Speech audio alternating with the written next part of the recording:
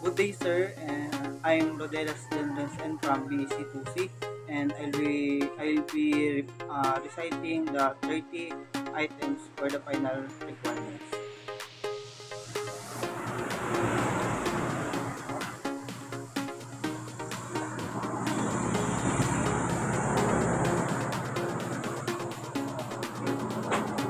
First, ridge dot. Ang ridge dot po is ito yung dot sa ating fingerprint, and bifurcation, ito yung dalawang linya na magkasalungat, o kaya masasabi natin itong fork. Converging, ito po yung dalawang linya na nagkasagpo sa ating fingerprint. Then diverging, ito naman po yung dalawang linya sa ating fingerprint na maghihiwalay. Insure or lake ridge or eyelid, ito po yung hugis talukap ng mata sa ating fingerprint. End ridge, ito naman po yung huling bahagi ng guhit sa ating fingerprint. Pattern area, dito naman po sa pattern area is makikita natin dito yung ating fingerprint.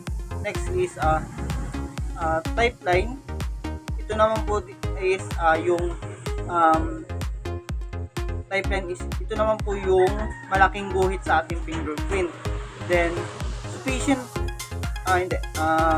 recurving or looping ridge, ito naman po yung like a hairpin sa ating fingerprint. Then appendage, ito naman po is ang appendage po is dito naman po is matatagpuan natin ang appendage sa sa top ng recurving ridge. Then sufficient recurve, ito naman po is perfect curving sa ating fingerprint. Next po is our rod or bar. Ito naman po yung isang guhit sa ating fingerprint na nasa gitna po, nasa core. Then next po is obstruction. Ito naman po yung dalawang guhit sa ating fingerprint na matatagpuan din po sa core. Next po is polydactyl.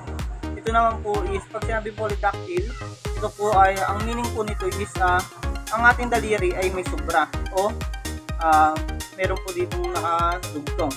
Then ectodactyl, ito naman po is yung kulang yung daliri. Then macrodactyl means naman po is yung malaki ang ating daliri.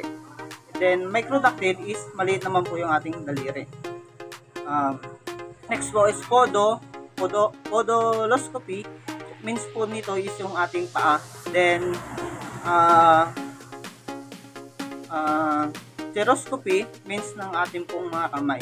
Then poroscopy, ito naman po yung mga butas sa ating kamay. Then epidermis means ito po yung outer layer ng ating mga outer layer ng ating balat. Next po is dermis, ito naman po yung inner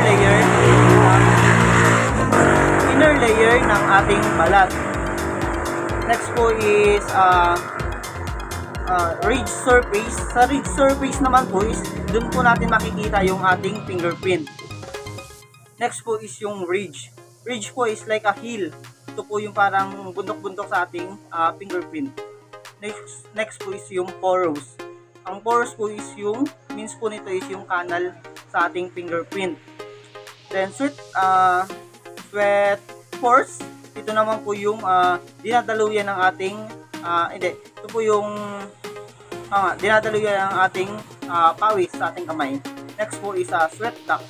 Pag sinabi pong sweat ducts, ito yung meaning nito is yung ating dinadaluyan ng ating pawis. Next po is sweat glands. Means po nitong sweat glands is ito po yung dito po is nagpo-produce ng ating pawis sa kamay. Next po is delta. Pag sinabi pong delta, ito po yung outer terminus. Means po ay ang delta po is means outer terminus po. Then, yung core naman po, means po nito yung heart of the fingerprint. Yun lang po at maraming salamat.